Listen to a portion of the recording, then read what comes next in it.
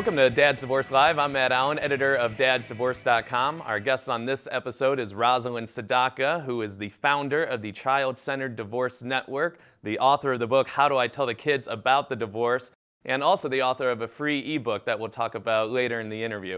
Rosalind, thank you very much for joining me. Thanks, Matt. It's a pleasure to be here with you. In your book, you talk a lot about dangerous mistakes that parents can make when going through a troubling divorce. So what are some of those mistakes? Yes, unfortunately, they're far too common, and we need to catch them really early on. So one of the first is bad-mouthing your ex.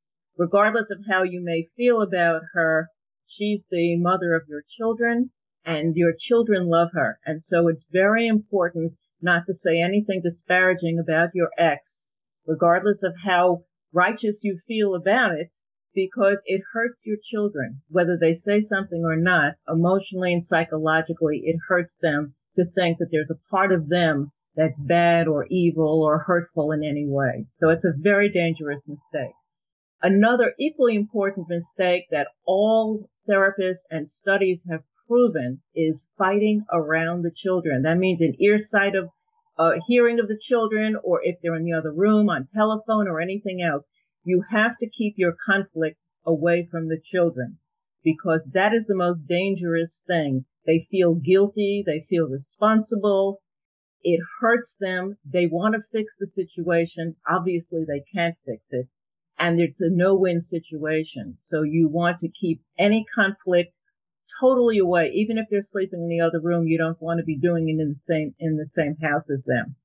Also important is understanding that you can destroy your children's childhood by the way you behave about the divorce.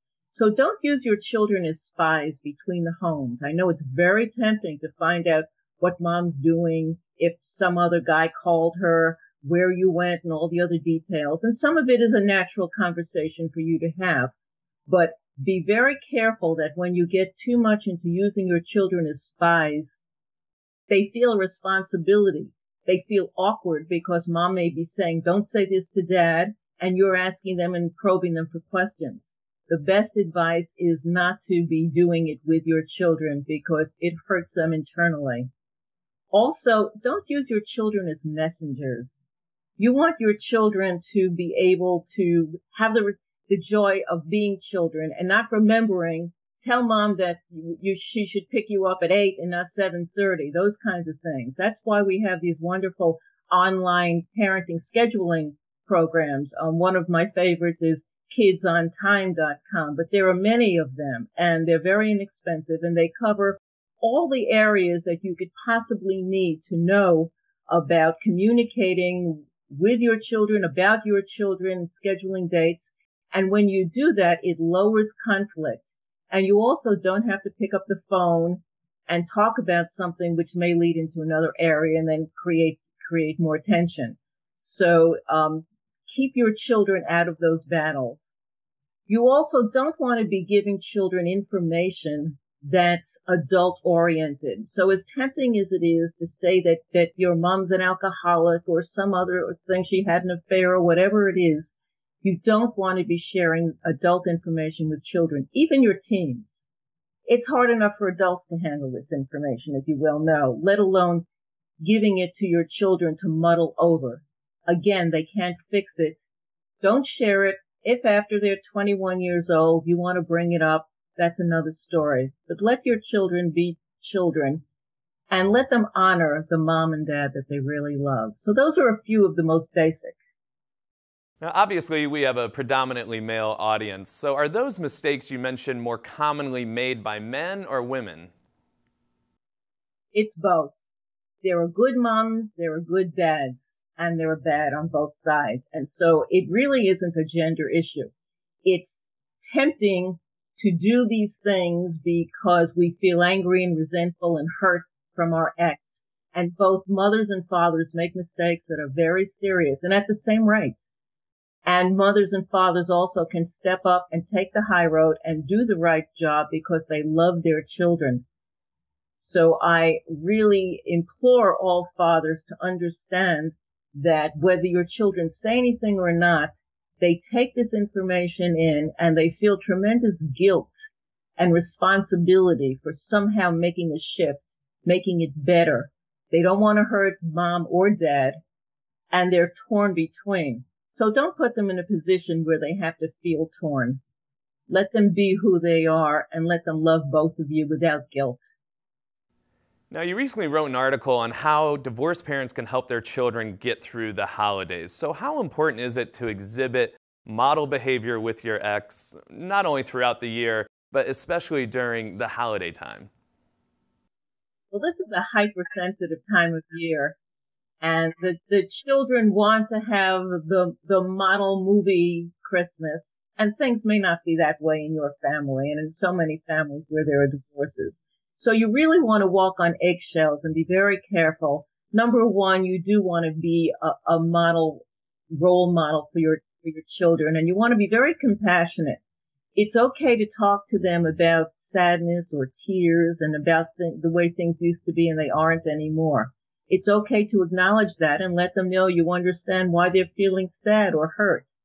But also you want to let them know that life is full of changes, just like changing grades in school, moving to a new school when you get to another level. These changes happen, and this is a change in our family, and it doesn't mean it's the end of the world. It just means we're going to do things differently. So this holiday system, let's create some new memories. And this is a time to create new traditions. Don't do the exact same thing that reminds everyone of how it used to be. Go to new places, cook different foods, visit different places in your time off. Volunteer with your children at a soup kitchen or another place to remind them that there are a lot of families who are hurting even more than yours.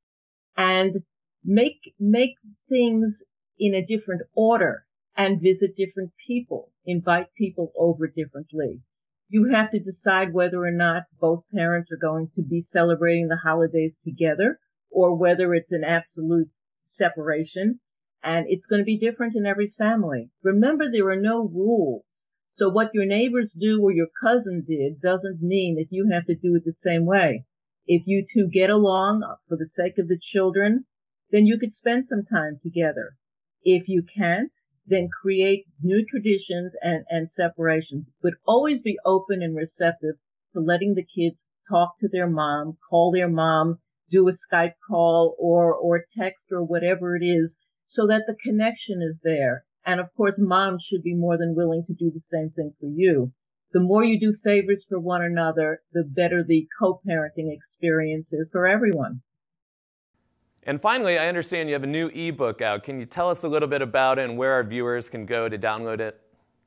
Yes, it's a free ebook on post-divorce parenting, success strategies for getting it right. And if you visit my website at childcentereddivorce.com, you could pick it right up. Just give me your email address and it will automatically get sent to you. And we also have a special month-long commemoration in January for International Child-Centered Divorce Month. And I have divorce experts on 5 continents around the world providing free gifts. That's books and videos and audios and coaching services and a lot of other free gifts and services for divorced or divorcing parents. And you can pick that up starting January 1st at a special website, which is divorcedparentsupport.com/ebook.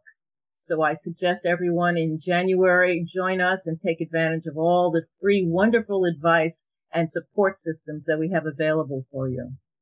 Well, it sounds like a great promotion that can be incredibly resourceful for our viewers. So I encourage everyone to check out the free ebook that Rosalind is promoting.